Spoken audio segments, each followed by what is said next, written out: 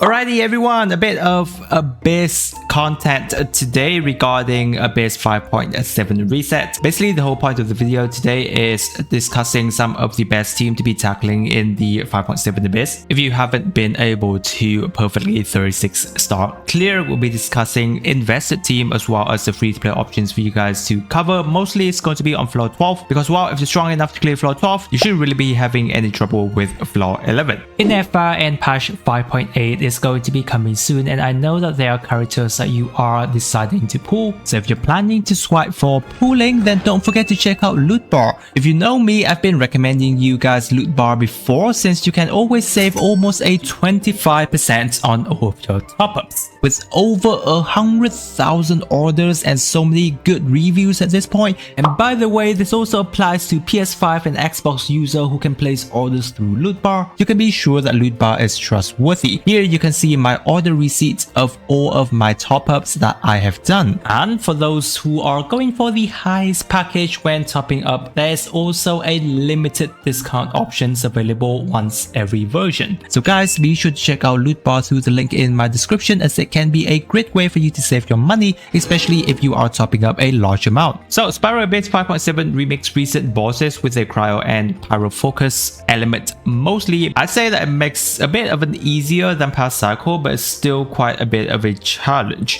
Leyline Disorder this time around gives you a 75% cryo damage boost in the first half and a 75% Niso aligned damage in the second phase, boosting pyro heavy teams like, you know, Mavuika and Charus, those kind of character. So basically the first half is going to be demanding cryo, and as the second half is going to be favoring pyro and especially overload. So this makes it easier for us to be team building, because looking at the first half of floor 12 where cryo application is pretty much crucial, as well without cryo your damage get pretty much shut down. Now generally for the first floor we have a really good free-to-play team, and you guys can look into a team such as Layla, Kuki, Xingqiu, and Kale. This is basically kind of like a Hyper Bloom Frisch team, where you're going to be having both Cryo and Dendro being on the enemies, and Hydro reacting to produce 2 blooms every 1 unit of Dendro being applied. So basically Layla here is going to be dishing out her Cryo with her skill and Elemental Burst while shielding to provide you guys with more survivability. You don't really need any consolation on Layla,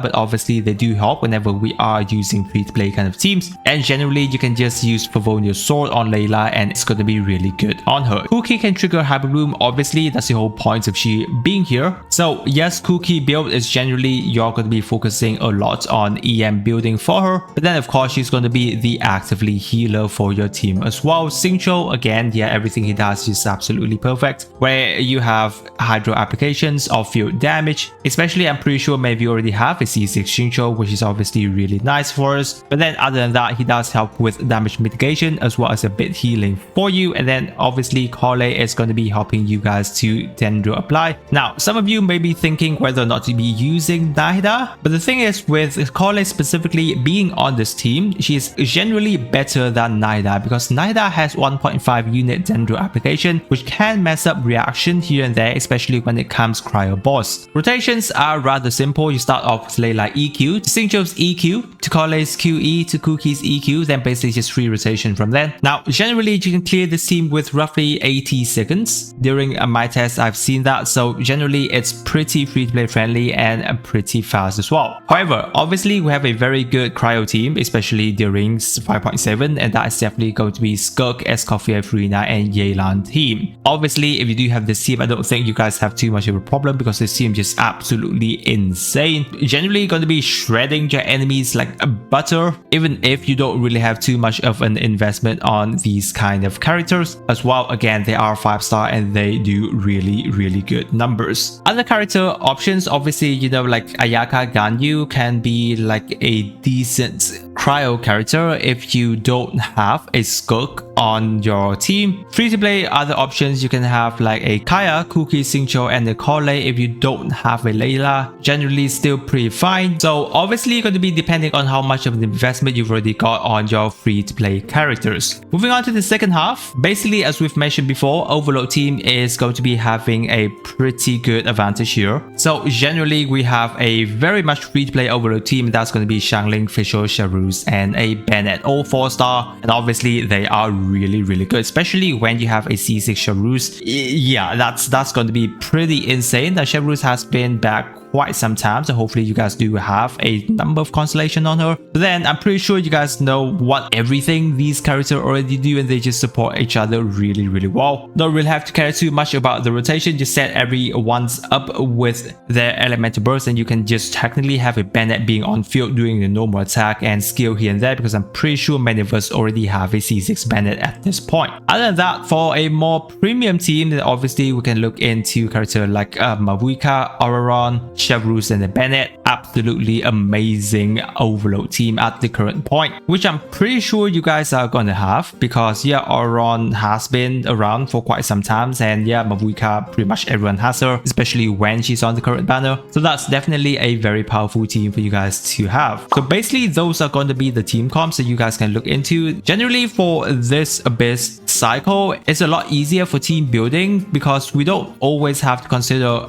different teams whenever we get into each of the chamber within floor 12. So that's easier for you guys to manage the team building. So generally here are some specific tips whenever we hit some of the chambers. For the first part of a chamber 1, generally you can just spam cryo hits as much as you can to drop the flow momentum and defeat the boss quickly. Generally start by using 2 elemental bursts before the cryo mechanism activate to ensure one of the skills and burst is cryo to counter the mechanism. Other than that, Nightsoul character can trigger Counter-Strike mode, which is 50% resistance for the boss. But then as long as you do have a nice cryo team, then you shouldn't really be having too much of a problem. For the second part of chamber 1, first off you can do AoE attack to the Ictomysaurus by moving left and right of their line, then try to generate energy before the spirit speakers spawn. When they do appear, you can use Pyro AoE to melt its 4 fountain before focusing on the main body. So basically after the reflection breaks, the boss is going to be paralyzed for a bit of time with reduced resistance, which is very good. For the second part of chamber 2, defeat the stone drake first to weaken the stone enchanter while also recharging energy for the next wave. After that, try to break the cryo Wyops ward in around 13 seconds to avoid energy being drained, and then gain back the 90 energies for you, which shouldn't really be too hard because while they are really weak to pyro. And then the slightly tougher part is just going to be against eroding avatar, where you should be trying to group them together and use AoE pyro attack to obviously have a fast clear. For the first part of chamber 3, you can focus on the Geo Wyop first, then after that the Electro Wyop will automatically approach after around 30 seconds. You then can use your cryo attack to break the Electro Wyop shield after dealing with the Geo one. For the second part of chamber 3, you can detonate the Flame Granite with pyro before the boss eat them, then just basically spam as much as you can. So generally if you do have the right team and your character are generally pretty well invested, you shouldn't really be having too hard with the current Abyss. So hopefully with everything we discussed in this video, it already helped you with clearing the Abyss. If you do have any question, leave it down in the comment section. I or some other lovely Genshin player will get you there. If you're new to the channel guys, don't forget to subscribe to not miss out on my future videos. With that, I wish you a super day and I'll catch you on my next videos.